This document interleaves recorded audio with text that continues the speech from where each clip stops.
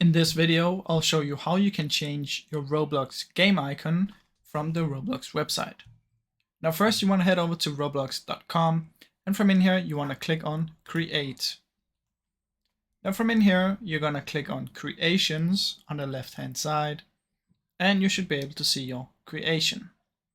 Then you want to click on this, go to the left side and find Places.